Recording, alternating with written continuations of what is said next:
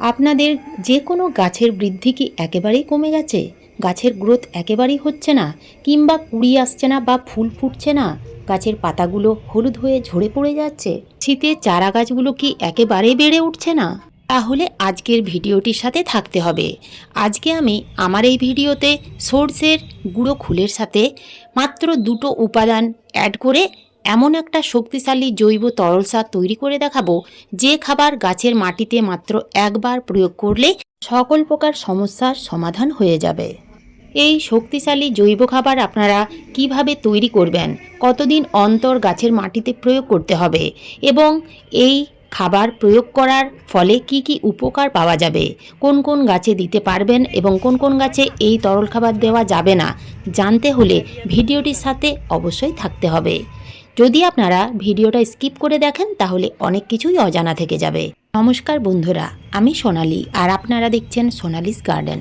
আমরা প্রত্যেকেই শীতের বাগানে সর্ষের খোল পচানো তরল সার ব্যবহার করে থাকি। সর্ষের খোল পচানো তরল সার হচ্ছে গাছের অমৃত খাবার।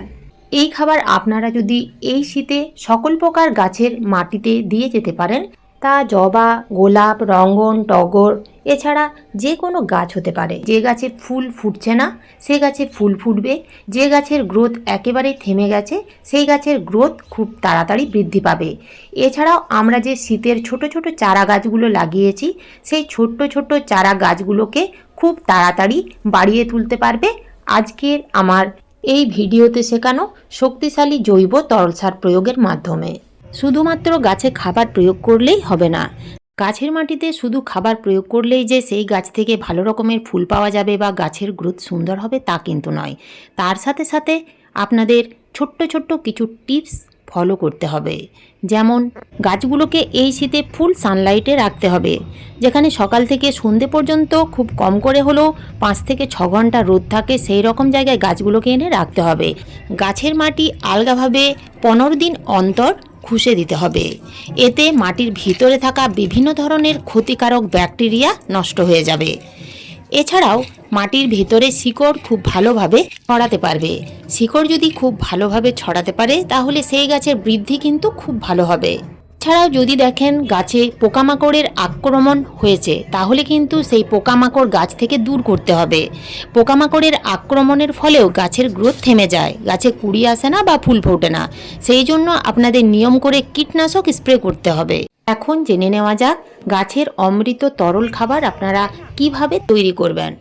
এই খাবার তৈরি করতে লাগবে এই রকম একটা প্লাস্টিকের বালতি, যে কোনো একটা পাত্র নিলেই হবে। তাই আমি 1 লিটার জল দিয়েছি। এই জলের মধ্যে আমরা প্রথমে যে উপাদান দেব তা হলো সর্ষের গুঁড়ো খোল। এখানে আমি 100 গ্রামের মতো সর্ষের গুঁড়ো খোল নিয়েছি। একটু কম বেশি হলে কোনো ক্ষতি নেই। এই জলের মধ্যে সর্ষের গুঁড়ো খোল দিয়ে দেওয়ার পরে খুব ভালো করে একটা লাঠি দিয়ে বা কিছু দিয়ে ঘেঁটে নিতে হবে। এমনভাবে ঘাঁটবেন যাতে জলের সাথে সেই সর্ষের গুঁড়ো খোল যেন ভালোভাবে মিশে যায়। এই খাবার খুব ভালো করে পচতে দিতে হবে, তারপরেই আমরা গাছের মধ্যে কিন্তু ব্যবহার করতে পারবো। এরপরে আমাদের 2 নম্বরে যে উপাদান দিতে হবে তা হলো চা পাতা, চা পাতা। আপনারা কিন্তু এখানে ব্যবহার করা চা পাতা দেবেন না। বাজারে যে আমরা চা পাতা কিনে আনি সেই চা পাতা ব্যবহার করবেন। যদি আমরা এখানে ব্যবহার করা চা পাতা ব্যবহার করি তাহলে কিন্তু তার গুণাগুণ অনেক কম পাওয়া যায়। চা পাতা দিতে হবে 2 চামচ। চা পাতা দেওয়ার পর আবার খুব ভালো করে বারবার নাড়িয়ে নিতে হবে, যেন চা পাতা, সর্ষের গুঁড়ো খোল এবং জল এই 3টি উপাদান খুব ভালোভাবে মিশে যায়। এই ভিডিওতে আমি সর্ষের খোলের সাথে চা পাতা এবং তার সাথে আর একটা উপাদান দেওয়ার কথা বলেছি, যে উপাদান এই খাবারের মধ্যে দিলে খাবারের পুষ্টি আরও অনেক বেশি বৃদ্ধি পাবে। তো এই জিনিসটা প্রত্যেকের বাড়িতেই কিন্তু পাওয়া যায়। মোটামুটি 90% লোকের বাড়িতেই এই জিনিসটা থেকে থাকে। এই জিনিসটা হচ্ছে অ্যালোভেরা। অ্যালোভেরার পাতা, একটা পাতা নিয়েছি এবং সেই পাতা ছোট ছোট টুকরো করে কেটে নিয়েছি। প্রত্যেকটা উপাদান খুব ভালোভাবে জলের সাথে মিশিয়ে নিতে হবে। তো আপনারা যতটা সম্ভব হবে এইভাবে ঘেঁটে নেবেন। ঘেঁটে নেওয়ার পরেই একটা ঢাকা দিয়ে আপনারা 3 থেকে 4 দিনের জন্য এই খাবার ভালোভাবে তৈরি হওয়ার জন্য রেখে দেবেন। প্রত্যেক দিন একবার করে ঢাকা খুলে খুব ভালোভাবে কিন্তু খাবারটা নাড়িয়ে নিতে হবে। ফিরে এলাম 4 দিন পরে। 4 দিন পরেই দেখবেন জলের কালার এই রকম হয়ে যাবে, অর্থাৎ জলের সাথে 3টি উপাদানের যা যা পুষ্টিগুণ আছে সেই পুষ্টিগুলো জলের সাথে মিশে সুন্দর একটা তরল খাবারে পরিণত হবে। তো এই খাবার আপনারা কিন্তু কখনোই না ছেঁকে ব্যবহার করবেন না। তো এখানে দেখুন আমি পুরোটাই ছেঁকে নিলাম। ছেঁকে নিয়ে ব্যবহার করাই ভালো। যদি আমরা না ছেঁকে ব্যবহার করি তাহলে কিন্তু গাছে ফাঙ্গাস লাগার চান্স অনেকখানি বেড়ে যায়। এই খাবার আপনারা সরাসরি কখনোই গাছের মাটিতে প্রয়োগ করবেন না। কতটা পরিমাণ প্রয়োগ করতে হবে এবং কিভাবে প্রয়োগ করবেন অতি অবশ্যই জানা দরকার। না জেনে বুঝে কখনোই আপনারা কিন্তু যে কোনো গাছের মাটিতে যা খুশি তাই খাবার দিয়ে দেবেন না। গাছের জন্য যতটুকু খাবার প্রয়োজন এবং যে খাবার প্রয়োজন সেই খাবারই দিতে হবে। তো এখানে দেখুন আমি অনুষ্ঠান বাড়িতে যে গ্লাসগুলো ব্যবহার করা হয় সেই গ্লাসের 1 গ্লাস নিলাম এই তরল খাবার এবং তার সাথে কিন্তু 2 ভাগ প্লেন জল মিশিয়ে নিলাম। এবং এই রেশিওতেই আপনারা কিন্তু এই তরল খাবার সমস্ত রকম গাছেই দিতে পারবেন। সর্ষের গুঁড়ো খোলের মধ্যে থাকে nitrogen, magnesium, potassium, zinc, sulphur, manganese, iron, calcium সহ বিভিন্ন অনুখাদ্য। আমরা যদি এই খাবার গাছের মাটিতে দিই তাহলে নতুন নতুন শাখা প্রশাখা বিস্তারের সাথে সাথে গাছে ফুল ফল আনতে সাহায্য করবে। চা পাতার মধ্যে থাকে প্রচুর পরিমাণে নাইট্রোজেন, এছাড়াও পাওয়া যায় ট্যানিক অ্যাসিড, যার ফলে গাছের মাটিতে দিলে গাছের বৃদ্ধি দ্রুত হয় এবং গাছের পাতা কিন্তু সবুজ থাকে। এছাড়াও অনেক সময় বিভিন্ন ধরনের খাবার প্রয়োগ করার পরে মাটি যদি ক্ষারীয় হয়ে যায় তাহলে কিন্তু সেই গাছে আপনি যতই পরিচর্যা করুন বা যতই খাবার দিন না কেন সেই গাছে কুঁড়িও আসবে না, ফুলও ফুটবে না। তাই মাটিকে অ্যাসিডিক করার জন্য আমরা এখানে চা পাতা ব্যবহার করতে পারি। তো চা পাতার কিন্তু গুণাগুণ অনেক। এই খাবার আপনারা কতটা পরিমাণ দেবেন?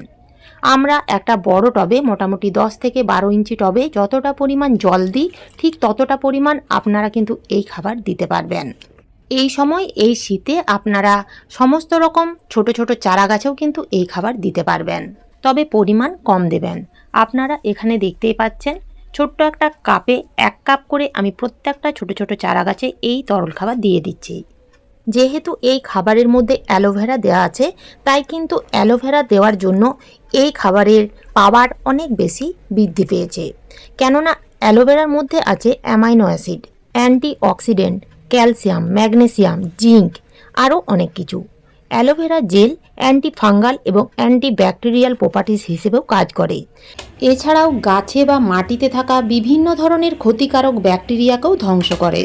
এই অ্যালোভেরা দিয়ে তৈরি শক্তিশালী জৈব তরল খাবার আমরা প্রত্যেক মাসে 2 বার অর্থাৎ 15 দিন অন্তর গাছের মাটিতে প্রয়োগ করতে পারি। এই খাবার আমরা গাছের মাটিতে প্রয়োগ করলে যে গাছের গ্রোথ একেবারেই থেমে গেছে সেই গাছের গ্রোথ দ্রুত হারে বৃদ্ধি পাবে। ছোট্ট ছোট্ট চারা গাছগুলো খুব কম সময়ের মধ্যে তত্তরিয়ে বেড়ে উঠবে। যে গাছে কুঁড়ি আসছে না সেই গাছেও কুঁড়ি আসবে। যে গাছে ফুলের সাইজ ছোট হচ্ছে সেই গাছের ফুলের সাইজ কিন্তু বড় হবে। তো আজ এই পর্যন্তই, ফিরে আসবো অন্য কোনো নতুন ভিডিও নিয়ে। ভিডিওটা ভালো লাগলে একটা লাইক অবশ্যই দেবেন, কমেন্ট করতে ভুলবেন না। নতুন বন্ধুরা আমার চ্যানেলটিকে সাবস্ক্রাইব করে পাশে থাকার অনুরোধ রইল। ধন্যবাদ।